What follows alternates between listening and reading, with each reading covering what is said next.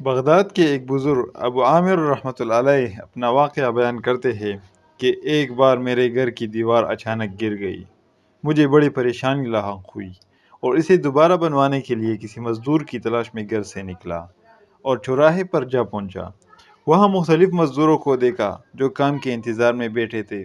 ان میں ایک نوجوان بھی تھا جو سب سے الگ تھلگ کھڑا تھا۔ اس کے ایک ہاتھ میں تیلا اور دوسرے ہاتھ میں تیشا تھا۔ میں نے اس نوجوان سے پوچھا، کیا تم مزدوری کرو گے؟ نوجوان نے جواب دیا، ہاں۔ میں نے کہا، گارے کا کام کرنا ہوگا۔ نوجوان کہنے لگا، ٹھیک ہے، لیکن میری 3 شرطیں ہیں۔ اگر تمہیں منظور ہو تو میں کام کرنے کے لیے تیار ہوں۔ پہلی شرط یہ ہے کہ تم میری مزدوری پوری ادا کرو گے۔ دوسری شرط یہ ہے کہ مجھ سے میری طاقت اور صحت کے مطابق کام لو گے۔ اور تیسری شرط یہ ہے کہ نماز کے وقت مجھے نماز ادا کرنے سے نہیں روکو گے۔ میں نے یہ تینوں شرطیں قبول کر لی اور اسے اپنے ساتھ گھر لے آیا جہاں میں نے اسے کام بتانا تھا۔ میں نے اسے اس کا کام بتایا اور کسی ضروری کام سے باہر چلا گیا۔ جب میں شام کے وقت واپس آیا تو دیکھا کہ اس نے عام مزدوروں سے دگنا کام کیا تھا۔ میں نے بخوشی اس کی اجرت ادا کی اور وہ چلا گیا۔ دوسرے دن میں اس نوجوان کی تلاش میں دوبارہ اس چوراہے پر گیا، لیکن وہ مجھے نظر نہیں آیا۔ میں نے دوسرے مزدوروں سے اس کے بارے میں دریافت کیا تو انہوں نے بتایا کہ وہ ہفتے میں صرف ایک دن مزدوری کرتا ہے، باقی دن اللہ تعالیٰ کی عبادت میں گزارتا ہے۔ یہ سن کر میں سمجھ گیا کہ وہ عام مزدور نہیں بلکہ کوئی خاص آدمی ہے۔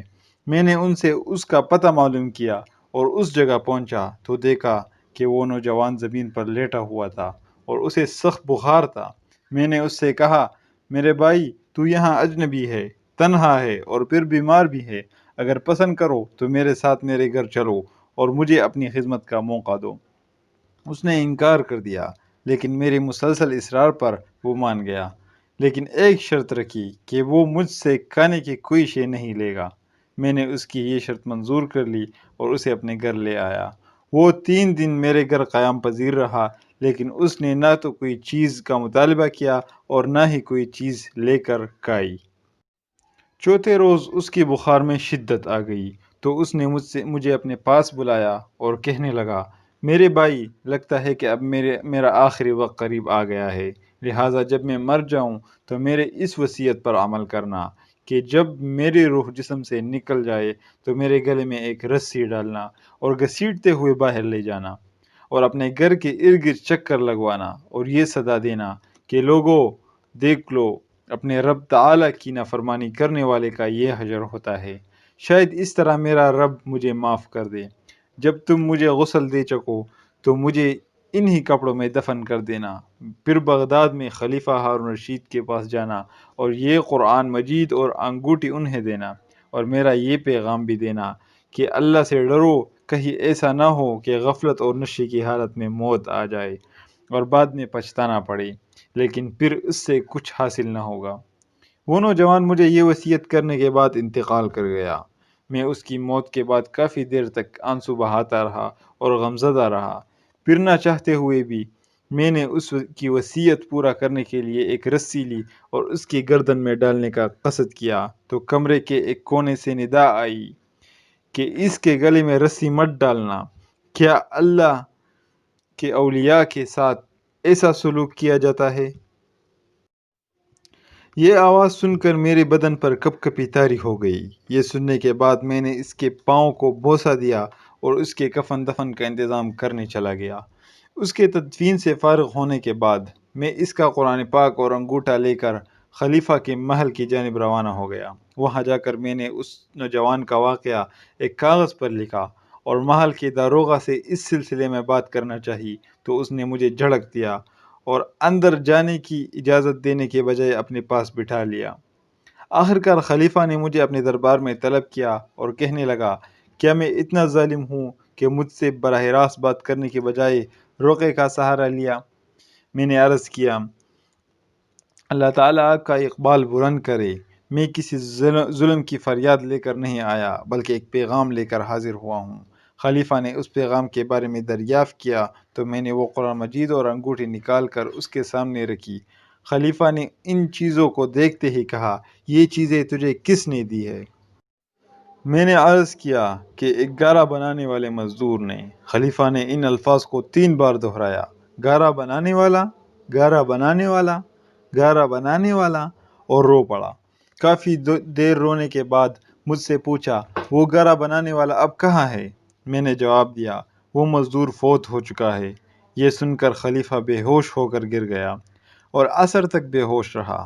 میں اس دوران حیران و پریشان وہیں موجود رہا۔ پھر جب خلیفہ کو کچھ افاقہ ہوا تو مجھ سے دریافت کیا کہ اس کی وفات کے وقت تم اس کے پاس تھے؟ میں نے اسبات میں سر ہلا دیا تو کہنے لگے، اس نے تجھے کوئی وصیت بھی کی تھی؟ میں نے اسے نوجوان کی وصیت بتائی اور پیغام بھی دے دیا جو اس نوجوان نے خلیفہ کے لیے چھوڑا تھا۔ جب خلیفہ نے یہ ساری باتیں سنی تو مزید غمگین ہو گیا اور اپنے سر سے عمامہ اتار دیا، اپنے کپڑے چاک کر ڈالے اور کہنے لگا، اے مجھے نصیحت کرنے والے، اے میرے زاہد و پارسا، اے میرے شفیق۔ اس طرح کے بہت سے القابات خلیفہ نے اس مرنے والے نوجوان کو دیے اور مسلسل آنسو بھی بہاتا رہا۔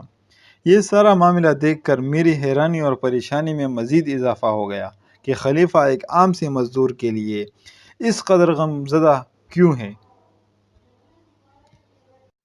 جب رات ہوئی تو خلیفہ نے مجھ سے اس کی قبر پر لے جانے کی خواہش ظاہر کی تو میں اس کے ساتھ ہو لیا۔ خلیفہ چادر منہ میں چھپائے میرے پیچھے پیچھے چلنے لگا۔ جب ہم قبرستان میں پہنچے تو میں نے قبر کی طرف اشارہ کر کے کہا، علی جاہ، یہ اس نوجوان کی قبر ہے۔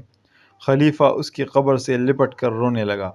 پھر کچھ دیر رونے کے بعد اس کی قبر کے سرہانے کھڑا ہو گیا اور مجھ سے کہنے لگا، یہ نوجوان میرا بیٹا تھا، میری آنکھوں کی ٹھنڈک اور میرے جگر کا ٹکڑا تھا۔